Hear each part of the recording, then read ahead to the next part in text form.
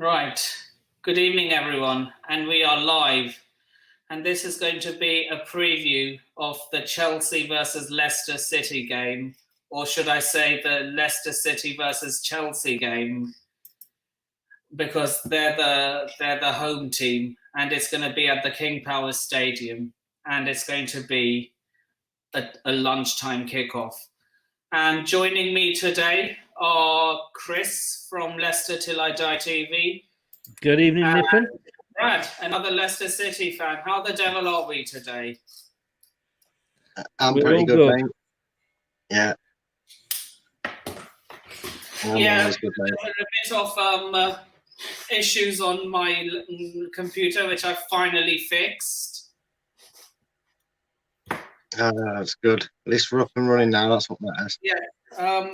I had to get the background through the laptop, but it wasn't working through the computer for some reason, but I've managed.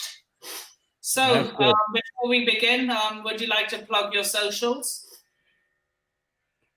Do I go first, Brad, or do you want to go first? You go first, mate. Both work for the same show, so yeah.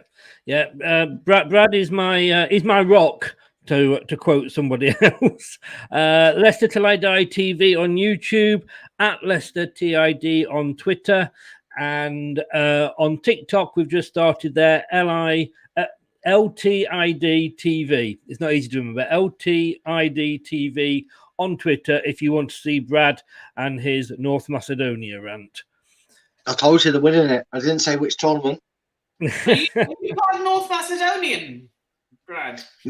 No, mate, but the way I played the prediction, I went for a Greece outside of Nippon, and I looked at the things and I thought, you know what, I want to have that chance to be the guy that makes the craziest shout and they go on and somehow win the tournament and do really well. And North Macedonia was my little passionate one, and they went and skillfully got no points and came bottom of the group. So yeah, but we all know what happened to us in the final.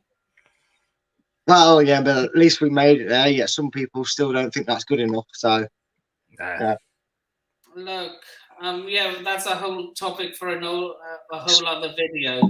Yeah, but definitely. Yeah, today is about the Premier League game on Saturday, and we have a bit of a history between our clubs. Yeah, certainly do. Players as well as results. A lot of player exchanges over the years. Player exchanges. Daniel Amate taking the piss out of our badge. I don't know how you would feel if it was one of our players doing it to you. To be honest with you, it did. Sorry, Brad, you go. No, go on, mate. Go on. You just come back in. I was just going to. Well, I just had to get the hat on, didn't I? Very cool. No, to be honest with you, we live in the Champions League trophy next to me. We move. Yeah, but you know, we didn't play you in the Champions League final. But no, all seriousness, a better team in the Champions League final. Amazing. Up to you. Amazing. In all fairness, we live in such a woke world today that you can't fart without somebody complaining and moaning. I mean, what did he do that was that bad? We just won the FA Cup for the first time after 4 failures. We weren't the favourites. You guys were the favourites. We beat you.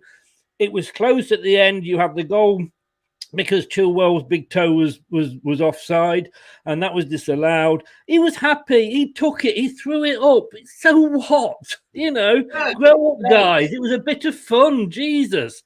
You know, I mean, God, you can't even celebrate winning these days. Yeah, but look, that was a great goal by Yuri Tillemans. I mean, I couldn't complain. I can't complain. That was a great goal. Nobody was saying that. Like, I had so many people, Chelsea fans, telling me, what's Chris getting now? I had so many Chelsea fans telling me that that Edouard Mendy would have saved that. Yeah, that was ridiculous when I heard that. I couldn't believe that. Saving that. That's how good of a goal it was. yeah, I think that's people trying to.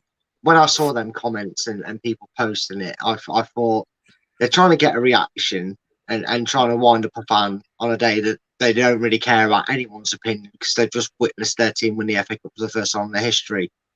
You know, for those of you who won it, you know, I even said I get it now. I understand why you guys brag about how many FA Cups you've won. It sounds silly, but until you actually win it, you think you understand how it's going to feel, but you don't. And yeah, that's a nice shiny one, but ours are more impressive because we weren't expecting to win it. You know, we didn't spend 400 million on a squad or 100 million. We you know, do you know what? Not Chelsea. That's other teams. I'm saying, you know, I'm talking comparison of probability of it happening. Honestly, do you know what I loved about that goal though? The fact that it was scored against no, who was in goal? Was it? It was Kepa. Kepa, yeah, I thought it was. Sorry, just reading Wikipedia. I cannot stand that guy. I think he is an absolutely horrendous human being. He shouldn't be anywhere near the Chelsea first team. After his reactions in that cup final when who was in charge? Sarri was in charge. I'm sorry. I can't stand the guy. Manager? If one of your players did that to you, what would you do? I'd want him out the club. Don't care how good he is. If he disrespects the manager in public like that, you know, I mean, what the hell was your captain doing? You know, he should have been over there, grabbed him by the neck and dragged him off the pitch. You know, even if Tillemans did that, I'm sorry, I'd want them out the club. They're international teammates, so they didn't. He probably didn't want to stir up a fight within the international camp. Well, then he shouldn't be captain. If he hasn't got the balls to do that, he shouldn't be captain. But anyway, moving on to Saturday's game. Yeah. So, yeah, I can show old big ears to you as well, Chris. When we move. I know. Mine's only a little one. Story of my life. Look, it's something you should cherish. I mean, I know. All joking aside, my reaction video. If you watched my reaction video, you watched that video, didn't you, Brad? I've probably watched every video going that I could get a reaction from a Chelsea fan just to see it on that day. I'll be honest with you, mate. I'm not going to lie. That video was more me bigging you guys up than me fuming at the result. And I've got to give credit. There was a few Chelsea fans that were respectable with what they said. They were quite honest, like yourself, mate. It was actually honest. I mean, like, we just weren't good enough on the day. No. You guys were the better team. And to be fairness, you deserve the Champions League, and well done for winning that. You know, did you notice something about both the FA Cup final and the Champions League final? That the favourites lost. We were favourites in the FA Cup final. You guys won it. Man City were the favourites in the Champions League final, and Chelsea won it. Yeah. You know, it does amaze me that everybody had Man City as the favourites to win it. We're talking about a man that manages clubs that have everything made for them. I stand by Pep Guardiola. He's still not done anything that couldn't have been achieved or something close to what he's achieved. I give certain achievements he's managed to do a fair mark when he does them, like the Centurions. But that's expected with the team he's got. But you're talking about a manager who didn't win naff all at Bayern Munich. So I can't believe people were that surprised that he's done naff all with Man City in the Champions League, because he can't do that competition to the distance. He never will. Until the day he does, I won't change my opinion on him. The thing with Bayern is that they tend to favour German managers more, or German-speaking managers more, and tend to give them more time. And since Pep was neither...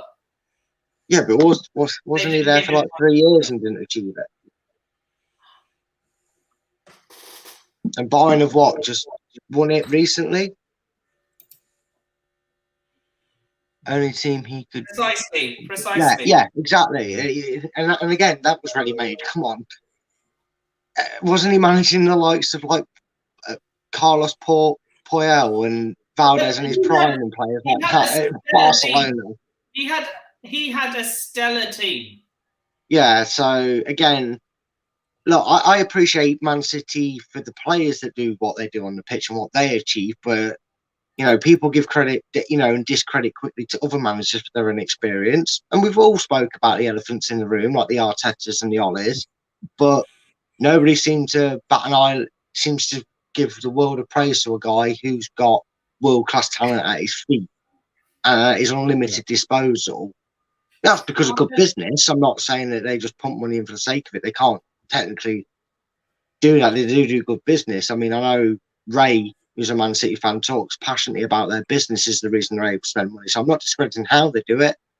And again, they've got a fantastic side, but we've seen with their past managers that anybody can win them a trophy. I think Steve McLaren could go there and win a trophy. Yeah. I think Steve Bruce could go there and win a trophy, if I'm being perfectly honest. Even Ollie could go there and win a trophy. No. Ollie is... I'm sorry, Ollie can't win. Ollie's going to turn everything into turmoil wherever he goes. I tell you what, who I am impressed with, and he impressed me from losing the FA Cup final when he made your guys all stand out and stay out while we got the trophy and everything, and that's Tuchel.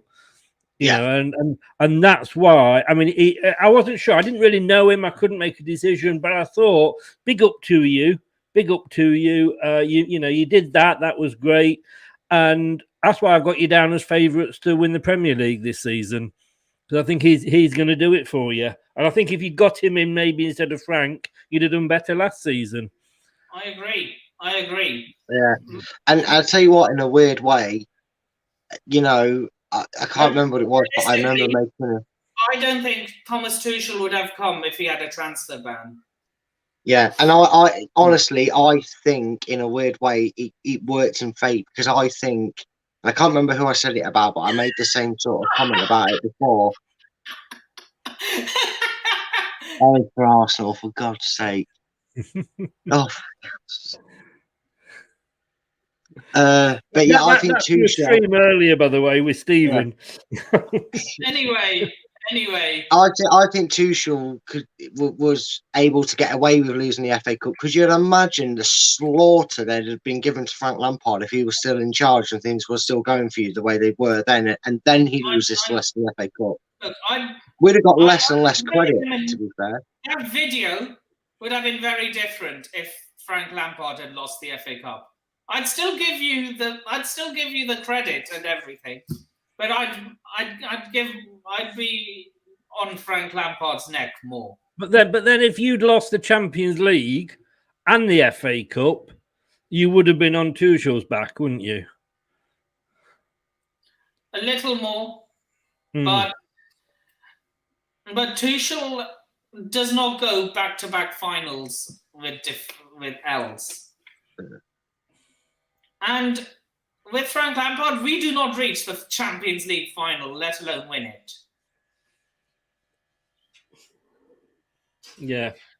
Anyway, any injuries on your end? Big one, isn't it, Brad? Yeah.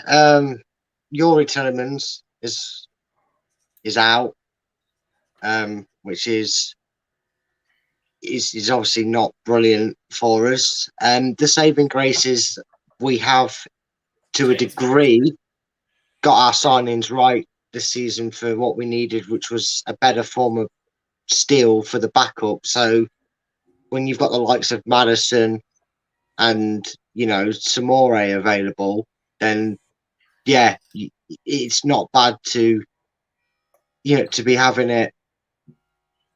Oh, for God's sake. It's not bad to have them players available too, but it's still going to be a loss. And obviously, there's still Fofana out. Justin's rumoured to be hopefully getting some under-23s action. So they said he's not playing this weekend. No, I don't think Justin. I think Justin, if I don't know what I haven't checked the fixtures ahead of this weekend, should I say? But I know if he's able to get a full 90 minutes worth of time with the under-23s, I wouldn't say he plays it against Liga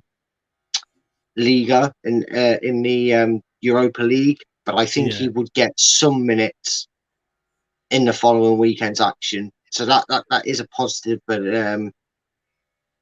I think if you see the way Brendan does it, he's never going to come back and give him a whole 90 anyway. He's going to ease him in, isn't he? You know,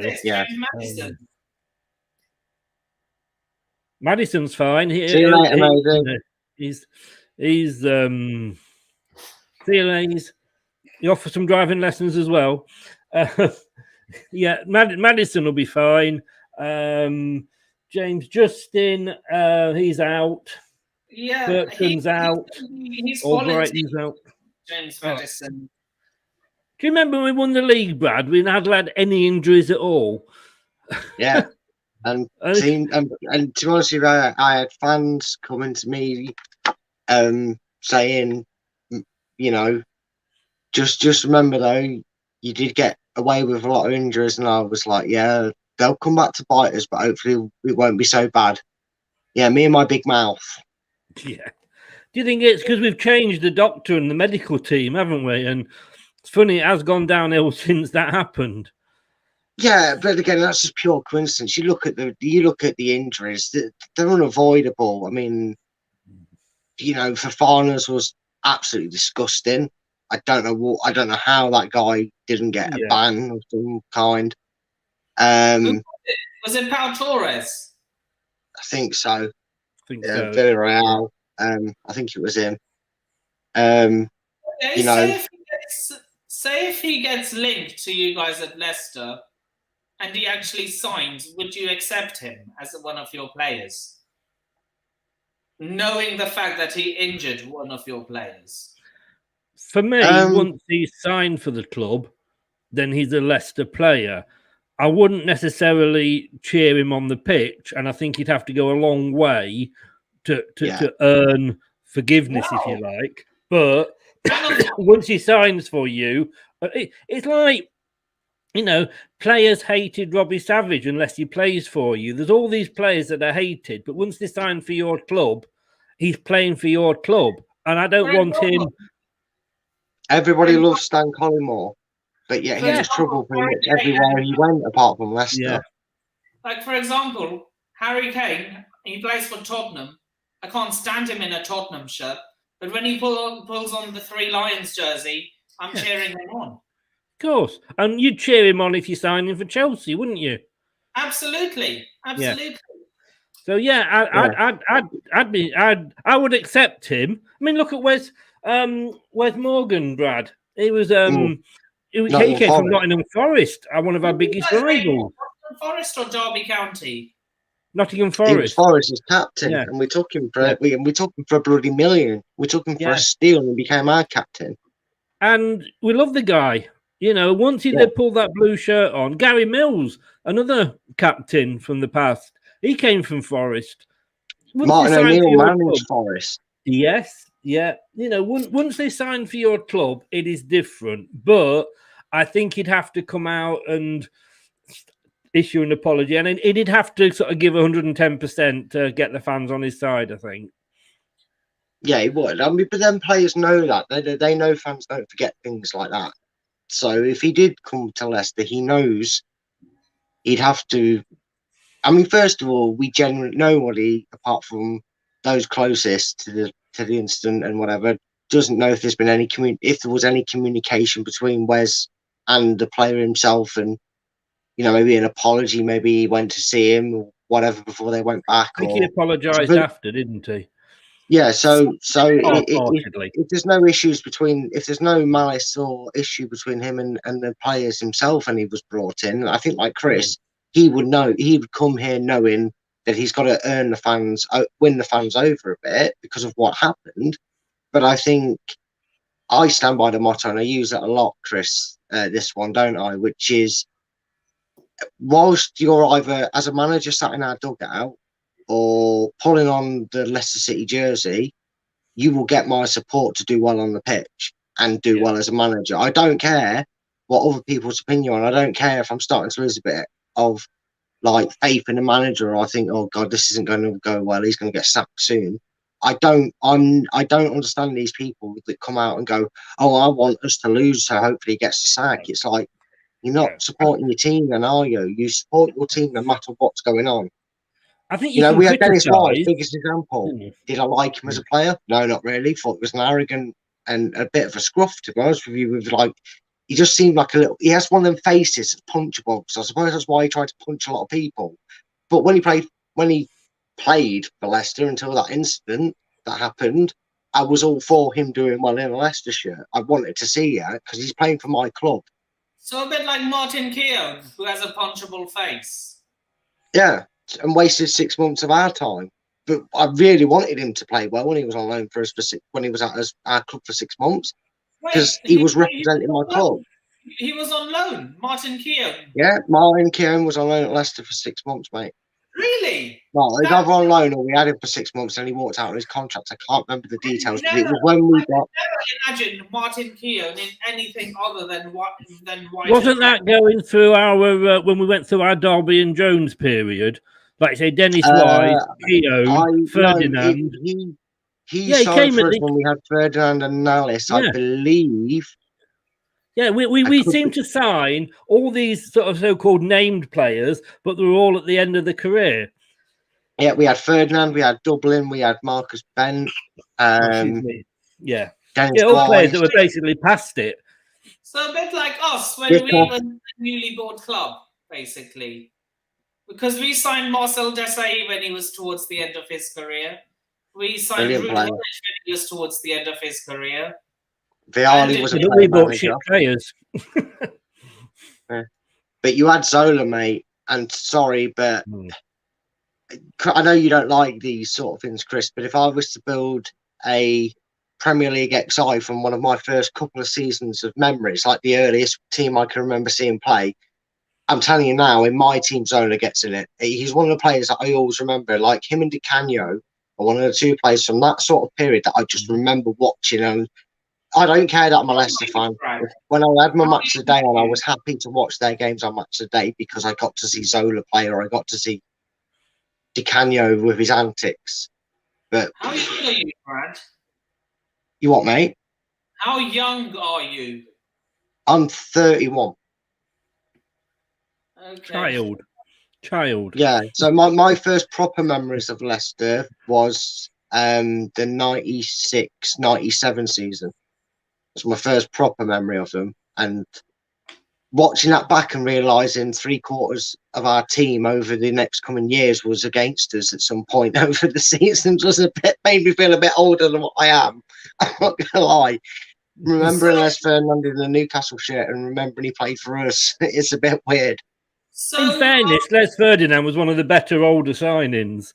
So I ask this to every guest on my show. I do this on my own as well when I do upload previews.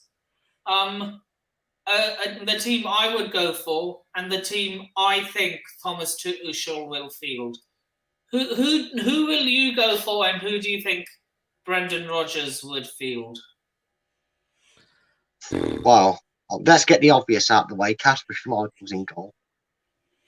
But I actually think if you look at the circumstances of where Leicester are and our record against Chelsea at home, a lot of people are probably expecting Brendan to try and do what he's done previous when a Man City's come here, or a team like that caliber has come here before, and go defensive, and it didn't really work. I actually think we play at home. Yeah, and I think you struggle to find that Leicester play that unless they're desperate with the numbers like we were at the start. I don't see us playing a 3 at the back. I think it'll be a 4-4, a 4-3-3, or a 4-4-2 of some kind. So this may differ, depends on your formation, Chris. If you're still sticking around, because I know you said. I think. Yeah, we were just losing players left, right, and centre, aren't we? We haven't got Bertrand. That's the biggest issue. I'm not sure whether this is the game for Luke Thomas, to be honest with you. But yeah, I'd go for 4 at the back. I'm happy to go for that.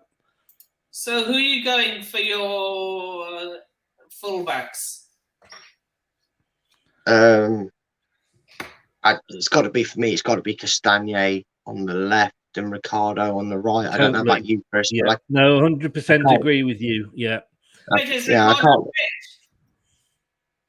Well, he's got no choice, really. I think he's got no choice with the state of our left back, right back, and centre back options at the moment. Yeah, and I think also with the left back, if you're if you think not left back, sorry, right back, you need somebody there that's going to be able to control Chilwell, because he'll be up for that tomorrow on Saturday. No, he'll think we're Millwall, mate. He'll be fine. I think the whole of your back line will know how to play against Chilwell, given the fact that they were teammates.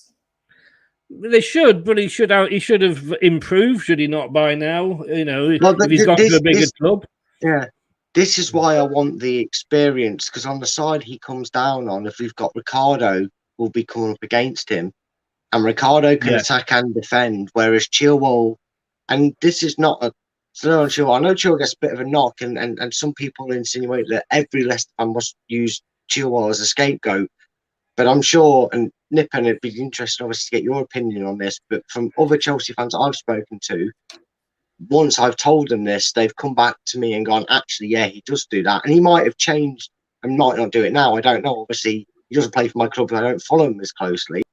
But one thing you find with Chilwell is sometimes he gets stuck between going too far forward and also keeping his defensive head. And he kind of comes to a grinding halt sometimes on, do I go or do I stay and pass the ball on? And that's one thing you can have if you've got someone like Ricardo running at you. I think that's got to be a main point, that he plays on there. Because if Castagnet's on there, who would Thomas be dealing with if Ricardo's not fit? Who would play on your other side? Would it be Reece James, or is he? Yeah, we usually go with a 3 at the back, with Reece James as the wing back and Aspi as a right-sided centre back. Yeah, see, I'd be more inclined to. I'd definitely want Castagnet and Ricardo. If they're fit, they're the options you go for. Because I just. Chelsea, Thomas, I think you've got to go for them, mate. You really have. And I think we've seen on too many occasions that when it's a slightly bigger team and a slightly better quality of team, to put it in a way, for lack of a better word, I think you would agree with this. I can name Tottenham as one. As another one, he kind of gets a bit of a deer in headlights syndrome, doesn't he? When he's up against who's that? Sorry, a higher class of talent, if that makes sense. Who's that? I feel Luke Thomas would struggle against Chelsea with Reece James. So who would you put next to Johnny Evans? The only bloke actually no. This is actually. I know who I'd go for. I'm going to be controversial here. I'm going to go for Amati. You know what? I'd stop myself from saying Soyuncu to say Amati, because even though you would instantly think Soyuncu and Evans play together, they play brilliantly. Now Soyuncu has Evans alongside him, he'd be brilliant. And I wouldn't be surprised if it's Soyuncu. But honestly, Daniel Amati has reaped the rewards he's deserved. You know? Yeah. And this just proves there's some people out there that give me a bit of a stick and like to wind me up about my feelings about a certain Spanish right winger in this club, he who must not be named. I've decided to ride with it, but people have the same opinion when it comes to Daniel Amati. We always try to be balanced, don't we, Chris? And we normally say that a player like Amati gets credit when he's earned it, and he does deserve to be there on his form. He is. I never thought we'd get to the point where he is our most reliable centre back. Vestergaard, please, no, and no. Just no. That's all I can say about Vestergaard. None at all. And it's hard on the guy because he's struggled. He's come into a back 4, back 5, whichever way they go, which isn't settled. But I think if he plays Vestergaard, I think he could get roasted, to be honest with you. I don't know what you think, Brad. You know, Southampton are struggling without him. He was one of their best defenders. Unfortunately, with Vestergaard, and I've pointed this out a few times, is he's kind of been like what he's been the player version of some management appointments in a way. Leicester fans need to kind of remember what Vestergaard was brought in for. And I would probably argue, given the price that I heard quoted for him, I think Leicester had probably 30 million to spend on a transfer and were looking at a right winger. I'm not saying necessarily Lootman, but that may have been the plan that they were going to go for. But because they couldn't afford it, they saw a better option to take Lootman on loan over maybe somebody else. Maybe it was always Lootman, we don't know. But I think their original intent was to make that side a permanent addition. But because of Fofana's injury, we needed a cheap, experienced centre-back who knows the Premiership a bit and isn't going to cost us 50 million like we could have spent on Tarkowski, who, let's face it, when you're basically telling your player you're here to do a good enough job and maybe force yourself in the team, but when Fofana's back, I think no, unless you have one of the best seasons of your life, you're not going to be a first team fixture. And if you're paying 50 million, if you're having to pay 50 million for a centre back, you're expecting to get more than just the odd appearance here and there to try and find your feet at a club. So I do feel for Vestergaard. I think given a run in the team, he'd find his confidence like Soyuncu slowly finding, but he can't have it against Chelsea. It's too important of a game. You have to play your 4-man for me. So if it's not Soyuncu because of his partnership with him, it has to be Amato, and that's why I wouldn't go for a back three. I think at sometimes Brendan maybe has risked his own tactics and tried to force Vestergaard into form by playing him in a free because he's had Soyuncu and Evans available. Because sometimes when we played it, it's looked class and like it's planned, and sometimes it looks a bit disjointed, and that's when it goes wrong. And you cannot afford it against Chelsea to go wrong at the back for you. We saw that against Arsenal with that slow start, the last lunchtime. We cannot afford that against Chelsea because, unlike against Arsenal, where we created chances, I don't see us getting many opportunities in this game against I've got to go, guys, by the way. So, can I do your score prediction before you go? Yeah, of course I can. I've gone 2-2. Desmond. Okay, before you go, tell everyone where they can find you, those who have just joined. Yeah, sorry I can't stop longer, but obviously with the late start, unfortunately. But yeah, it's at Leicester TID on Twitter, Leicester Till I Die TV on YouTube, and LTID TV on TikTok. Big up yourself, Chris. Thanks for having me on, Rippon. All the best, mate. See you Saturday, Brad. I'll see you at the weekend, mate. Cheers, mate. All the best. Take care, Nippon. Take care of yourself, Chris. Cheers. So, who are you going for in midfield for your team? Indeed, he's going straight in there. He'll go into the middle. You what? Is he back from injury?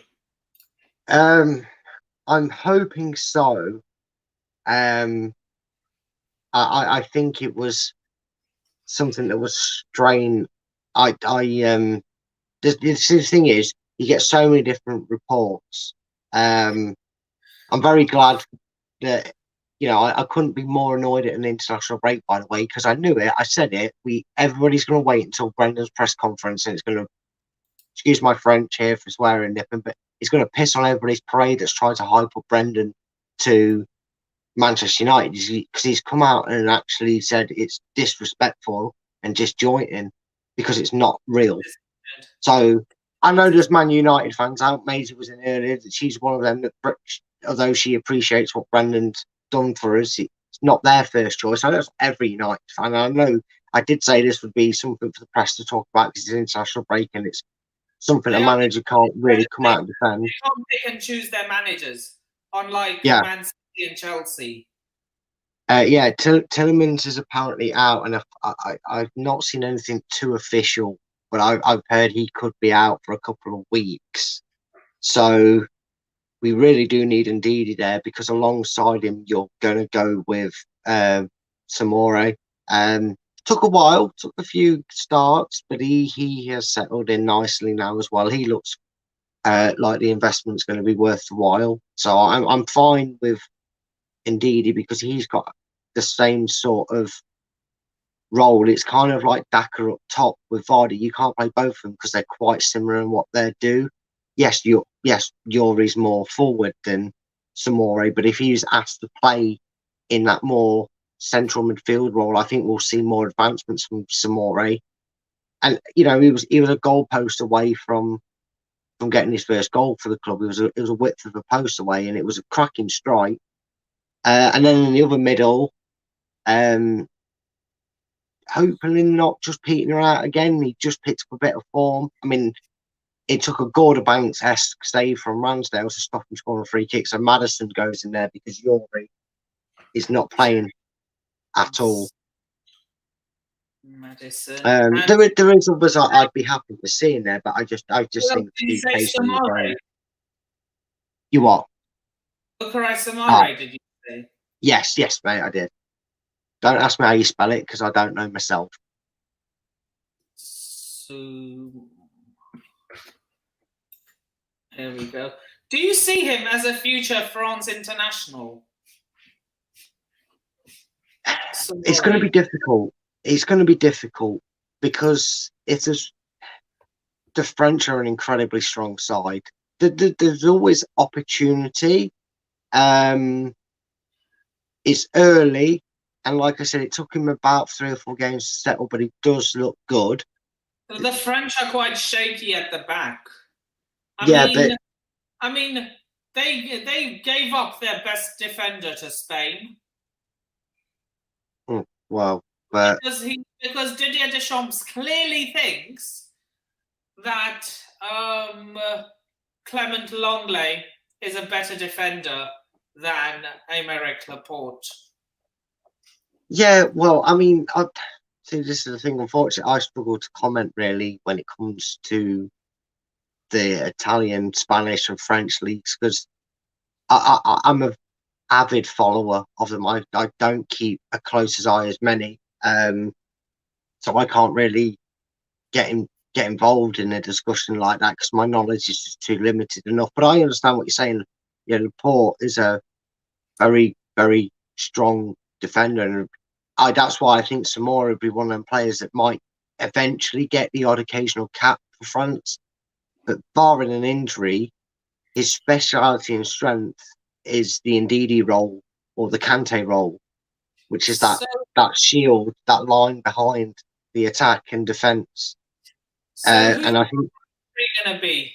Who do you think your front three are going to be on Saturday? I think Chelsea playing a back three. I don't think these will be naturally tight to the line wingers. I think we will cut inside with them. So the left side is Harvey Barnes because Marco Brighton's injured, and he just won't play this game. By the way, Adrian, I see you there. I'm going to bring you in for when we do the combined 11. It's going to be interesting. But yeah, Harvey Barnes on the left-hand side. But I think I think the 4-3-3, and this is because you're playing 3 at the back. I think this is where Brendan might try and catch you out a little bit, because normally when Leicester play in this shape, and if this is the shape they choose to play, you'd have Harvey Barnes and Lootman hugging them sidelines and occasionally cutting in when necessary. But I think you'll see them more narrow and cutting in quite a bit in this game. So my front man is Vardy.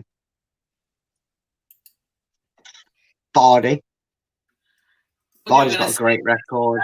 I think he needs to score 2 to be the all-time best scorer against you or something. I saw a quick stat earlier. I know it's something about 2 goals. I don't know why. For some reason, Sheffield United fans hate Jamie Vardy. Well, it's because he's Sheffield Wednesday. He's a Sheffield Wednesday fan. He was let go by Sheffield Wednesday as a kid.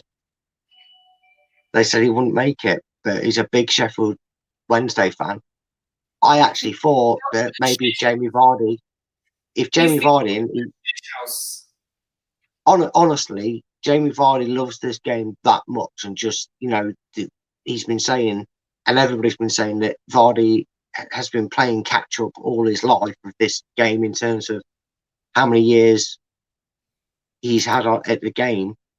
I mean, I know he's done something where I saw a stat earlier, or it might have been yesterday, that I think Jamie Vardy in 6 out of 7 Premier League seasons has scored 13 or more goals in 6 out of his 7 Premier League appearances. And I think it was Benteke's done that 3 times, which was a weird person to throw out, but Drogba had only done it twice.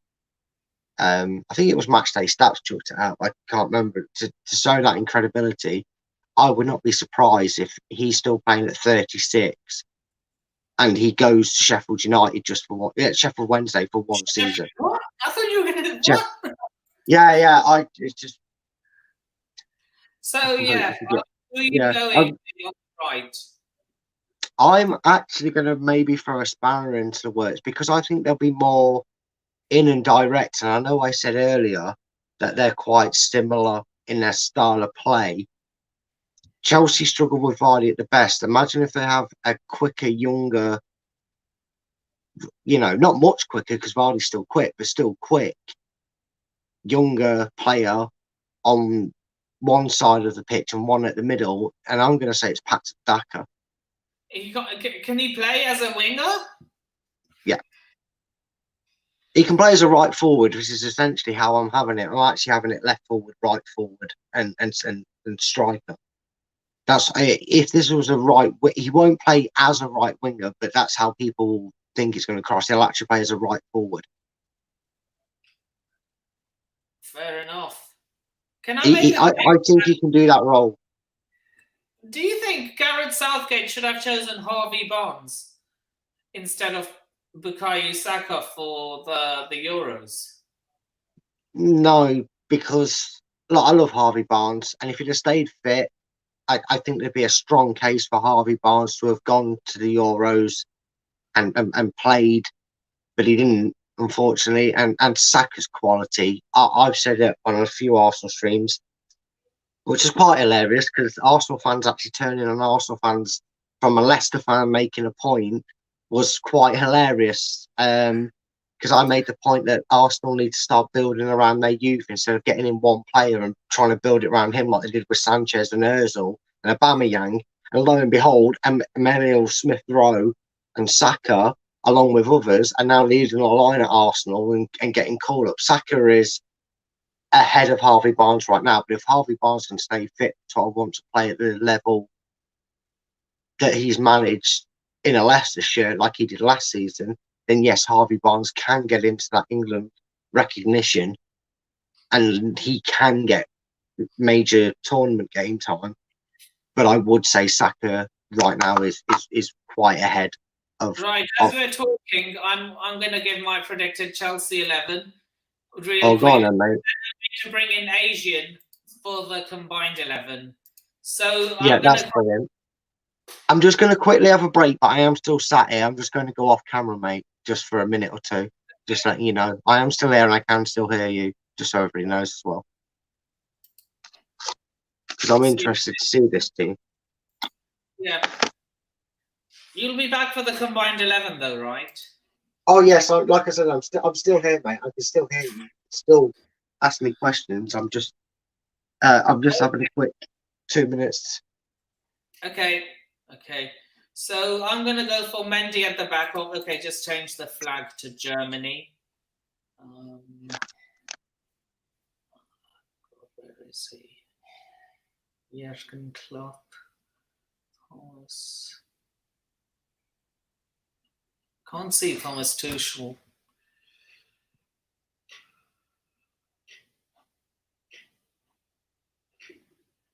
He's definitely on there. He's not there. You know what? Since it's not showing the picture, I'll just click. Since it doesn't show the picture, I'm just gonna click. It just shows the flag. Yeah. Well, I mean, you could argue with some of the players in your lineup. You are very German-esque for a side.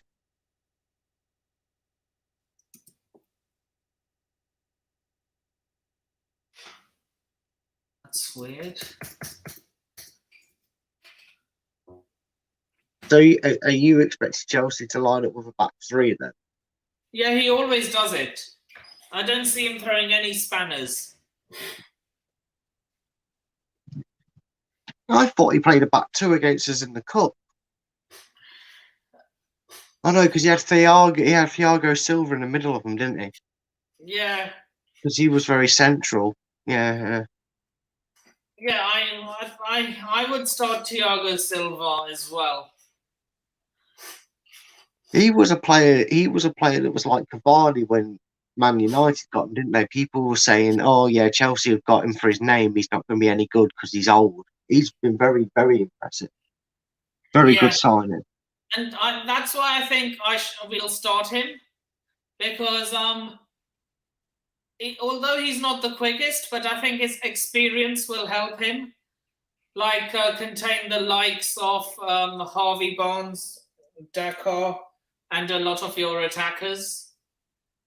Which is why I've gone for more the route that that's why I've set up a front three with just raw pace to run at them. To be honest with you, especially with try that with Son. Wow. But Silva had him in his back pockets. So yeah, I'm going for someone who is yet to sign a contract with us. No, she got good old Dave Asper-Laqueta in there. Yeah, Mr. Reliable. He is to us what James Milner is to Liverpool, if that makes any sense. Yeah, and I know. See, who's that you've put in there? Antonio Rudiger. I'm just looking at that card. Sorry, it's a FIFA style card. I was thinking that looks like the Leon badge. It's my phone. It's awful. It is a FIFA. Are you streaming from your phone? Yes, yeah. My laptop's been knackered for ages, so and I haven't got around to getting it fixed and everything yet. So I'm on my phone. I'm trying to look at the screen and see exactly where it is. Sorry, mate. I'm going to go for the midfield pivot that has been working so well recently, and that is Jorginho. Another player that's got better under Tuchel, in my opinion, Jorginho, because he was one of them kept fading in and out of the side. Everyone, like myself included, was like, he's only there because he's Sarri's favourite, and he ain't that good. But nah, he is very good. So you've gone with Kante, and I didn't see the other one. Kovacic, is that? No, you've gone Jorginho. Jorginho, and who's that on the wing? Reece James and Ben Chilwell. Right, so yeah, wing backs.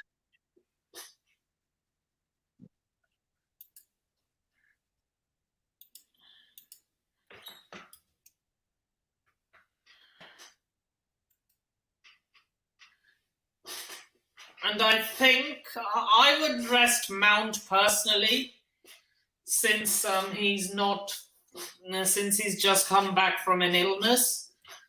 I would go with Ziyech. Ziyech is not a bad shout at all. Werner, because Lukaku is back in training, but I just don't want to throw him in straight away. How bad was his injury, though?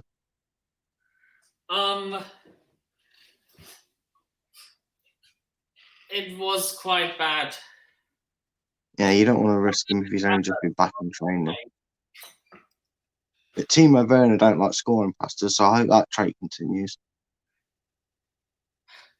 He doesn't score that much, but don't be that jinx, yeah? Yeah, let's hope so. Let's hope not. So what do you make of Kai Havertz? Because I've heard a lot of reports they're not too... He seems to have dropped off from last season. Do you feel the same with Havertz, or is it just something that... I'm one of his biggest defenders. Apart from when he plays for Germany, because they are one international team I cannot stand. Fair enough. Can't argue with that.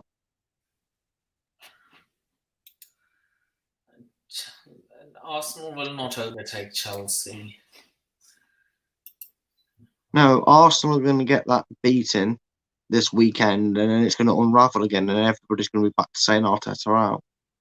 Yeah, look, that's the cycle of an Arsenal fan. Win the FA Cup, get hope, get depressed, go on a bad run, go on a good run, and here we go again. So yeah, that's my predicted team, and the team I think Thomas Tuchel will field. So I am now going to do the combined 11. Asian, I know you're waiting, but I'm going to bring you in right now. So I'd like to welcome to the stream the Asian Sensational. How are you doing? What up, man? What's up? It's all good. Yeah, buddy. Hey, man.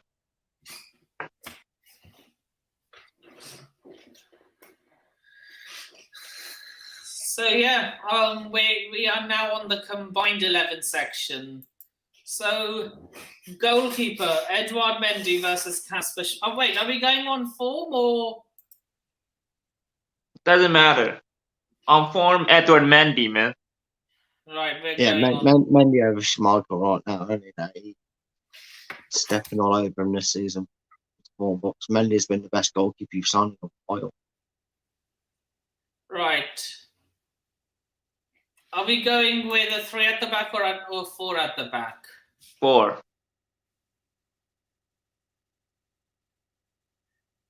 I'm telling you this now for sheer importance to what they do for us as a club and how they sort that out. Johnny Evans is the centre.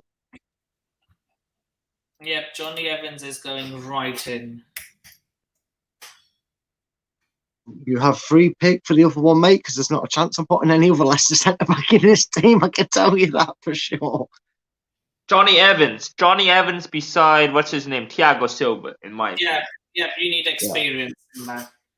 Yesterday I did one with Neil from Beyond the 90s. Oh yeah. We did a 3 at the back with Rudiger, Evans, and Silva. Interesting. Like I said, I'm probably going to lose out a lot on this back row, so I had to get Evans in there. Yeah. Clearly. No. Better than quite a lot of our defenders, I'm not going to lie.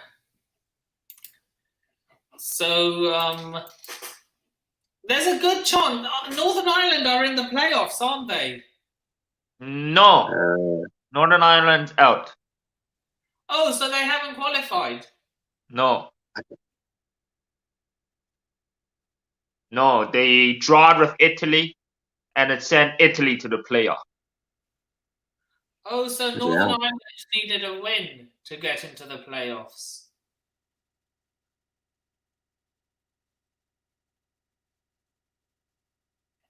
I have no idea. I didn't really watch him, to be honest with you. Yeah, all I know is Czech Republic is the team that got to the playoff from UEFA Nations League. But yeah, that's all I know. I found it hilarious that Italy didn't qualify. Yeah, Portugal as well, Sweden as well. Look. Imagine if neither Portugal nor Italy qualify. Yeah, that would be That's a joke. That's a joke. History. Italy, it's worse for Italy because they failed to qualify for 8 years. If that were to happen, I don't care. I do not care. 8 damn years. Like crazy if that happens. Yeah. Because the European champions not making it. That would just be something funny. I'm going to go up to every single Italy fan and shout, "It's coming, Rome," in a mocking way. Yeah. Is it still coming, Rome? Mancini, bro, you screwed up, man. Mancini, you absolute fraud. So wing back. So what are we going with for the fullbacks? Right wing back or right back? There's Pereira. There's Castagna. There's Reece James. It should be Reece James, man. Pereira, no disrespect to Pereira, he's a good player, but Reece James is just more quality, in my opinion. Brad, anything to say? I mean, I would argue for Pereira, but he's only just come back from a big injury and he had to get fit from that and he had a knock on from that. So for consistency in doing it, yeah, Reece James is the right back. Right.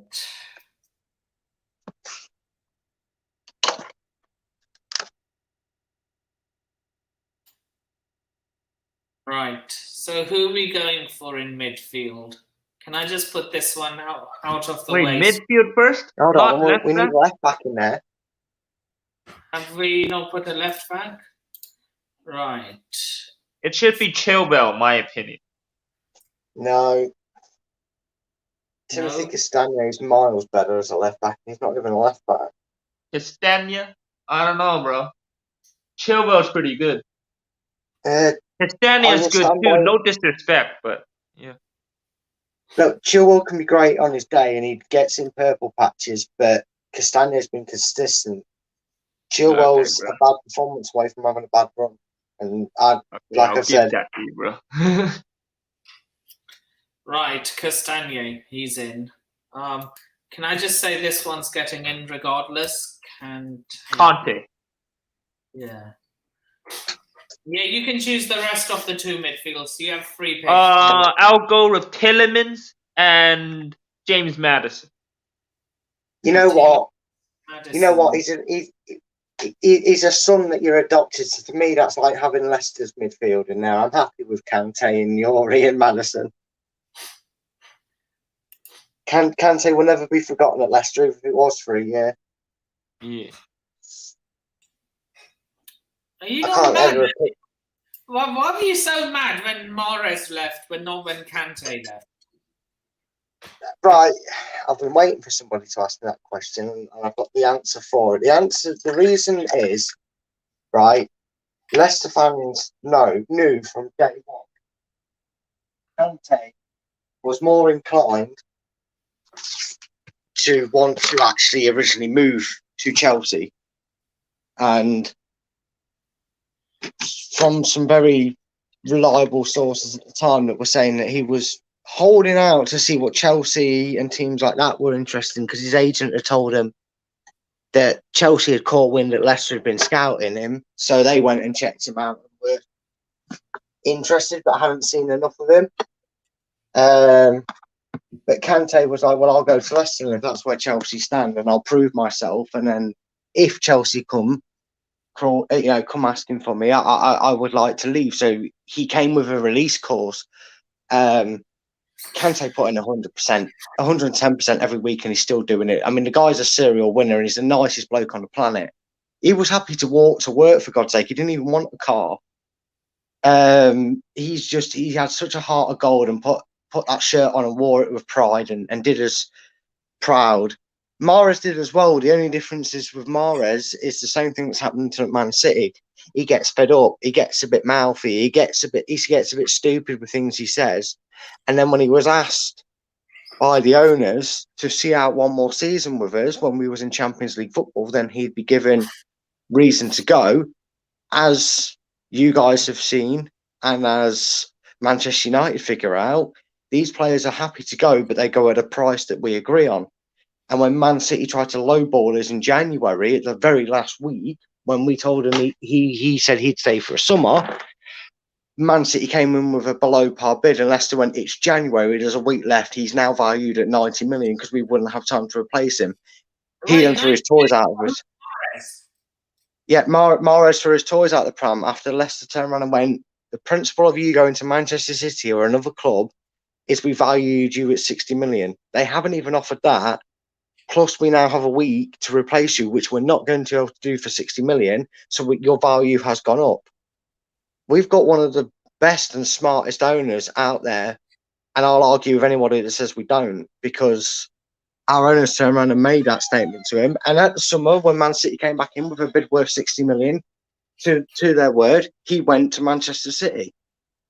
Kante was originally, the Chelsea's first bid was rejected because originally Chelsea offered 25 million. Kante turned around and went, I might want to go to Chelsea, but Chelsea have to honour the contract I signed with Leicester. I signed a contract agreeing that I would not leave Leicester unless it was from at least 35 million. Chelsea have to meet the agreement, or I will be happy to stay at Leicester for another season.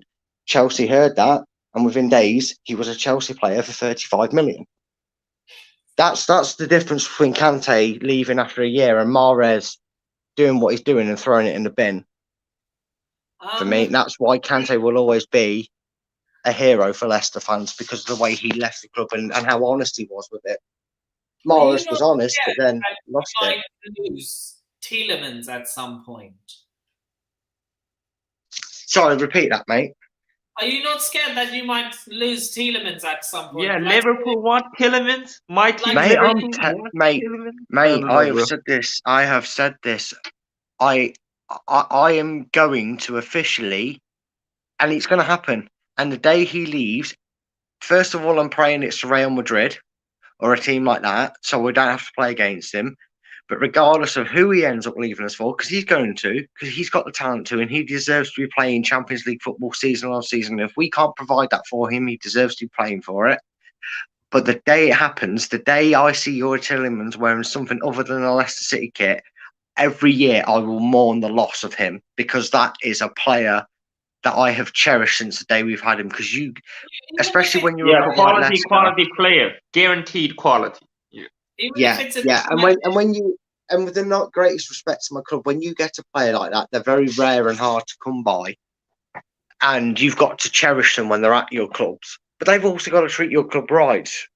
So that's why you could say, you got two different reactions towards Mahrez and Kante, two quality players, but because of how they left, are treated differently. Like, say if I was a football player who had really good ability, and the club came in for me, like say if I wanted to move to Chelsea, and I'm playing for a team like Leicester or Southampton, and the clubs know I have good technical ability, and they know I'm a really good player, and they come in for me in the summer, I would say, yeah, I want to leave, but I wouldn't throw my toys out of the pram and force the move. Yeah, exactly. I would fulfill my contract and play until the summer. And that's the thing. I think if anything, Leicester fans have probably already accepted it because of his quality, Youri Tielemans. I think he would definitely leave in the same vein as the likes of Kante had, because like you said, he will probably, unless Leicester really get their act together, or maybe sort out their run and pull off another big shock and go on to win Europa League, therefore getting Champions League football next season, I can't see a world where he settles for another season of Europa League football, because he's good enough to be playing in the Champions League. But he'll slap a massive price tag on him. Yeah, but he knows that. And for all intents and purposes, he's still got a few years on his contract, but Leicester won't hold him at the club at Ramsden. But every player that's joined knows their value to them, and they're told that. Yeah. The same was said about Madison. I've said this in so many streams. I don't see him leaving for anything less than £80 million. if that's what Leicester value, mate, there's not a chance he will, mate. They won't want him to go. The only time I might see that is if it's next season and we're talking about a player that, you know, that might go on a free. And I don't like that. He's going for at least 80 to 100 million pounds.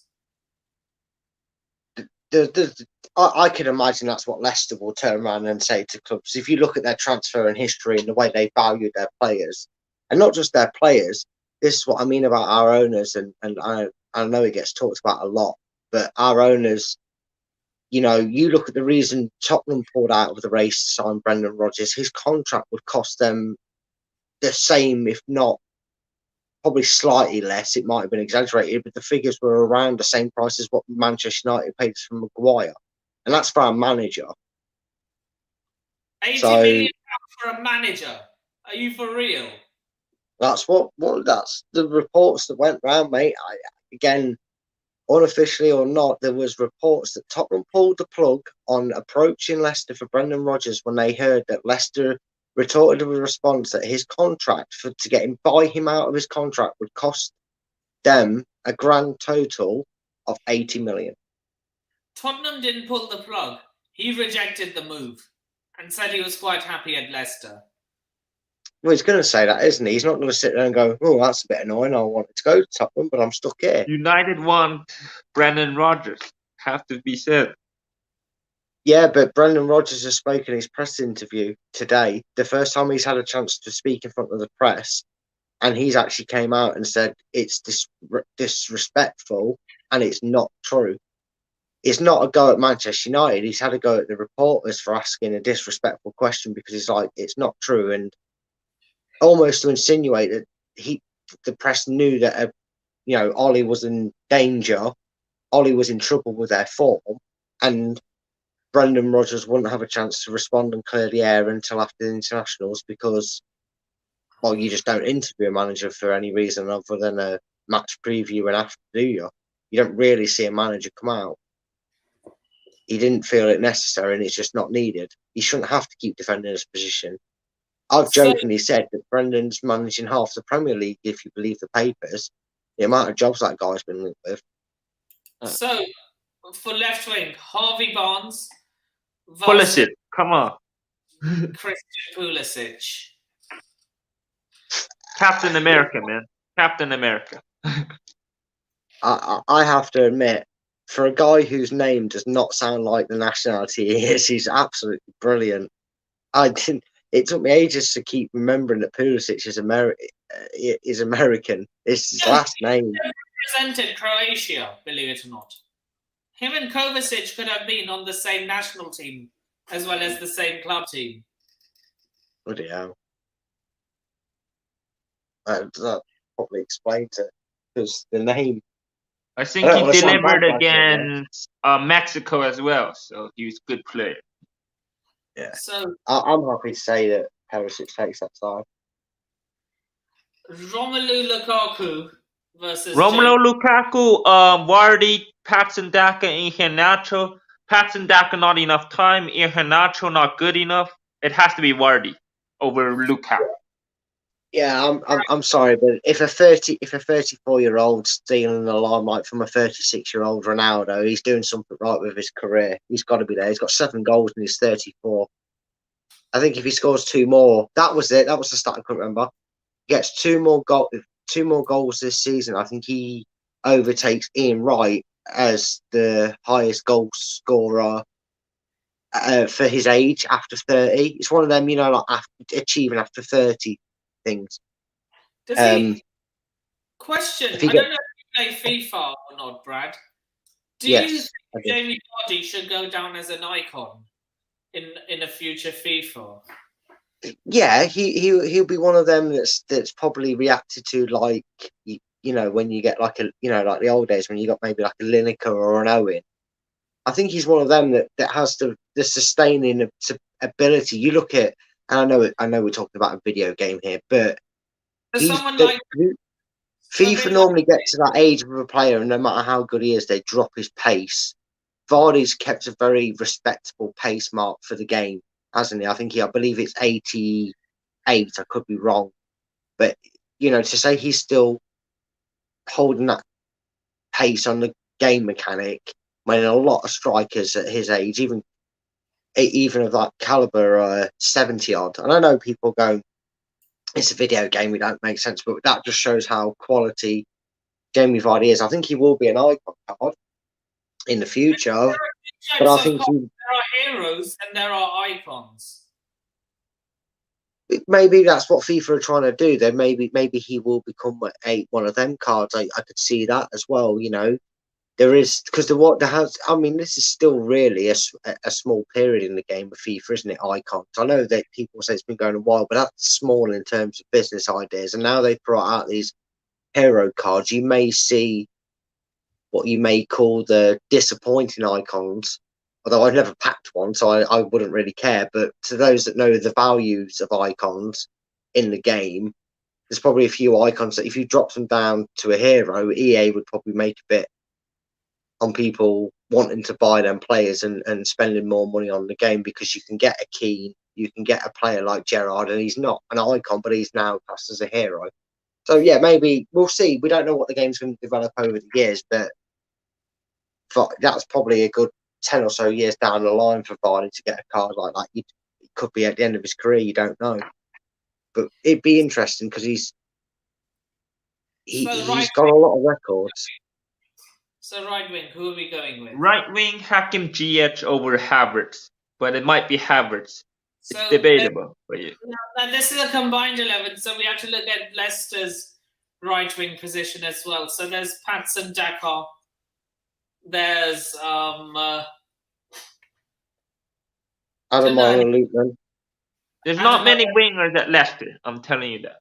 Ziyech, Havertz, Mount. I'm sorry, it's either Havertz or Ziyech, because again, we only really have 2 right wingers. I picked Daka on the right side of mine, but like I said to Nipan, it's more going to act as a right forward if he is picked. I would expect Lukeman if it's going to be hugging the touchline wingers for us. So I can't look past Ziyech or Havertz. So either one of them can go in.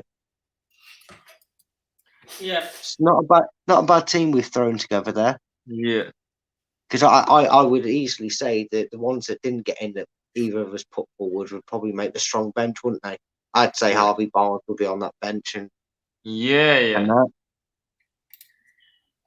and you definitely want Lukaku as a backup. Quick. So the bench goalkeeper would be Kasper Schmeichel. Schmeichel. Yeah. So the bench right back would be Azpilicueta. Pereira. Yeah, Pereira. Yeah, Pereira makes the backup. I'd have Chilwell as a backup left back.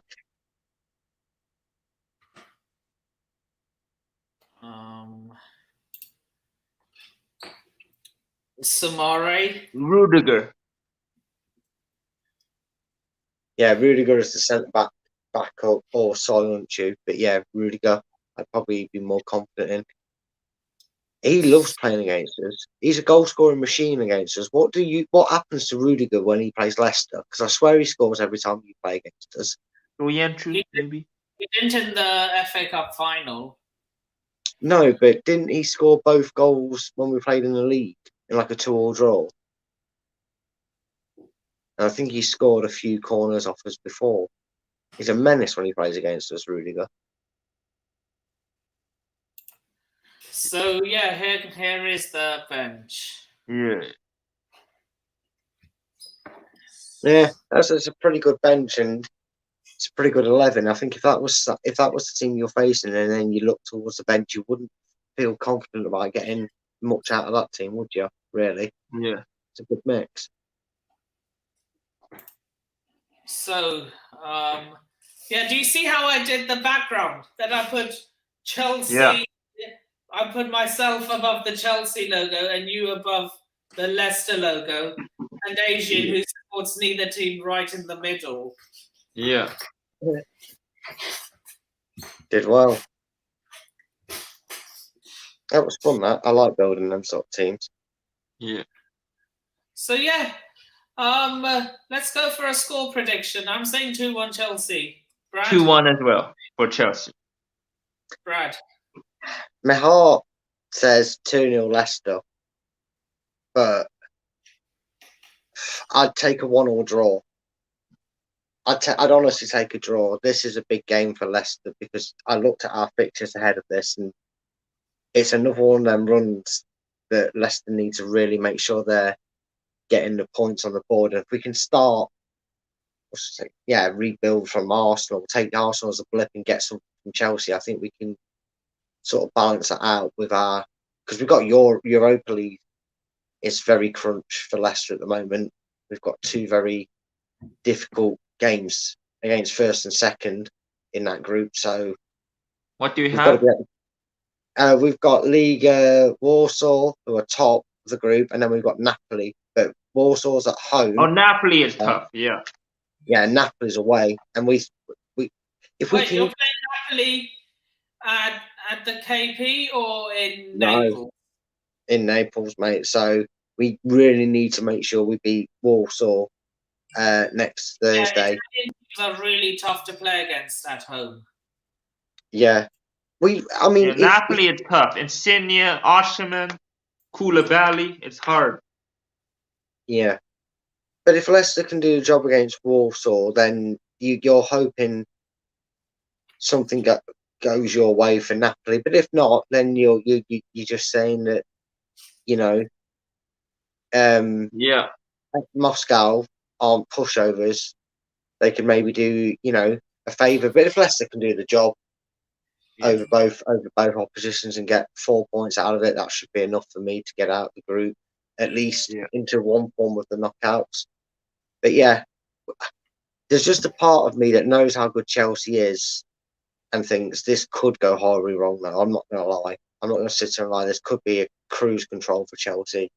I hope I'm wrong, so that's why I'm sticking neck and line and sticking with 2-0 to Leicester. But we didn't turn up to Leicester to kick off on time. Your head or your heart?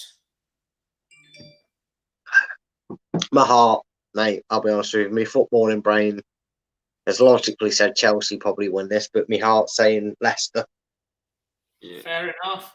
Hey, I see you've had a trim. Yeah, mate. It's been irritating me. It's got a few weeks to grow to keep me warm over the Christmas period, so should be all right. It's already started to grow back. I don't use Miracle Grow, I promise. It doesn't grow back because I'm using the wrong product on it. It just doesn't like. Are you going to stay clean shaven or you're growing it back?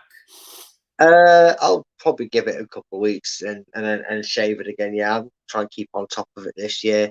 Yeah, gets a bit irritable. I'm probably going to grow a moustache when I go to India. Oh, yeah. And then I'll shave it off after a few days. Oh, God. Yeah. Oh. Yeah, it's just a nightmare to keep on top of, and I don't think I can do it again this winter. Yeah, I'm gonna shave. I'm gonna shave tomorrow morning. But yeah, so I'm going 2-1 Chelsea. Asian, you're going 2-1 Chelsea, and Brad, you're going 2-0 Leicester. Yeah. Right. So, that's all we've covered so far. We've covered the injuries. We've done our score predictions. I've predicted my team's 11. You and Chris have predicted Leicester's 11, and we've all done a combined 11. Yeah. It's going to be an interesting game. Yeah. And are you going to be at the KP? No, I won't, mate. I won't be there. Okay. I'm sending you something through to your DMs. Tell me when you get it. It's basically a a video link for a fan cam, like a post-match fan cam. All right. You've seen them fan cams on like stuff like AFTV and United Stand. I'm trying it out myself. All right, fair enough, mate. Hope it goes well for you. So yeah, tell me when you're free to do a post-match fan cam. Yeah, okay, no worries. Probably be not too long after the full-time whistle, to be honest with you, because I'll be on with Chris afterwards, and when it's normally an early kickoff, it's normally about we go on a little bit earlier. But I should be able to jump on for a few minutes and do that with you, mate. Yeah. After you finish with Chris, then just give me a few minutes for your fan cam. Yeah, all right. Well, we'll talk about it a bit off stream because it depends. Because I don't want to have you hanging around waiting on me, mate. If our show runs over a bit because we don't do it to a set time. I don't want to have you hanging around waiting on me. No worries, I can wait. If you have to do stuff with Chris, I completely understand. Obviously, yeah. I mean, best of luck for the rest of the season. Obviously, just not on Saturday, but yeah, best of luck for the rest of your season. Yeah, and you. Prediction for your team?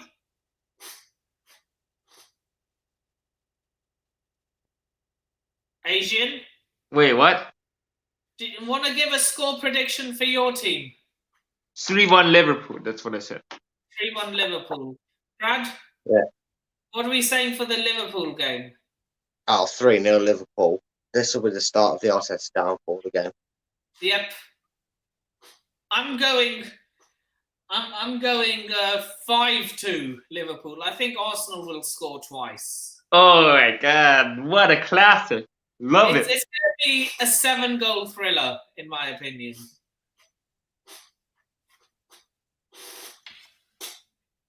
Yeah. That's going to be a hell of a game if it's that score nipping, I'll tell you that. Yeah, I love a high-scoring game. So yeah, this is what we usually do in streams as well. We always predict, obviously, the title as it says, whoever Chelsea are facing, and then we also go ahead and predict one of the other big games, which is Liverpool versus Arsenal. Oh, definitely. So yeah, I really hope you guys smash Arsenal. I mean, they need to be humbled. Yeah. Are so delusional. It's beyond a joke. Yeah.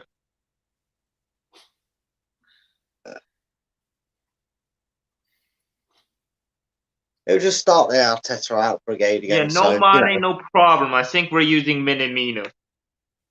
Yeah, I think Minamino will start in Mane's place, and then Jota will be the main striker. Yeah.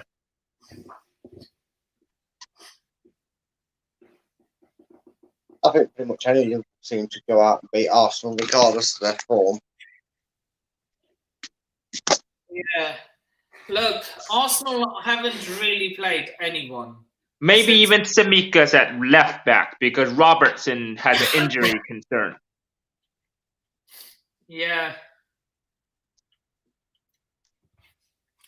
So yeah. Wanna plug your socials? Yeah, the Asian Sensational FC on YouTube. I do Premier League, League One, and also Champions League predictions and reactions as well, live streams for that, and also I do international break stuff. It's all on the channel, and also Steve LIU on Facebook and LIU2998 on Instagram, and yeah.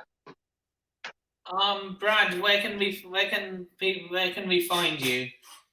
Well, you can find me mainly on Leicester Till I Die TV. I do post matches. I do prediction show on that. I have a tactical segment that I do towards the end of each post. Well, most post matches, especially in the league. So I've got my own little whiteboard for that. So I've got all Sky Sports on that. If you want to follow me on Twitter, you can follow me at Full Time Focus. That's my Twitter handle. But yeah, you can find me on there. And if you see me in the comments on your YouTube videos, it'll be under Fox's Focus. That's where I originally started. I don't use it now, but if you see that name, you'll know that's me when I pop up on YouTube with the same logo you can see right now. So yeah, that's pretty much where you can find me to do most of my stuff. Try and get around on as many channels as possible as well. So if you follow me on Twitter, I'll always be sharing people's streaming and what streams I'm on there if you want to check them out. Yeah, and you can see my socials in the little ticking box down below. As you can see, my Instagram, my Twitter, and my YouTube channel, and my Twitch are all there below. So yeah, best of luck for the rest of the season, Brad, but just not on Sunday. And you, mate, and you. And yeah, with that, sorry, Saturday. Yeah. And yeah, yes, all right, man. With that being said, all the socials are in the description and the ticker below. Please remember to give this stream a like, share, subscribe, and turn on the bell notifications if you haven't already. And with that being said, you have all been a wonderful audience, and this is Nip and Sharma signing off. Peace out, guys. Peace out. Right, and I shall everybody. see you in the next video. Laters.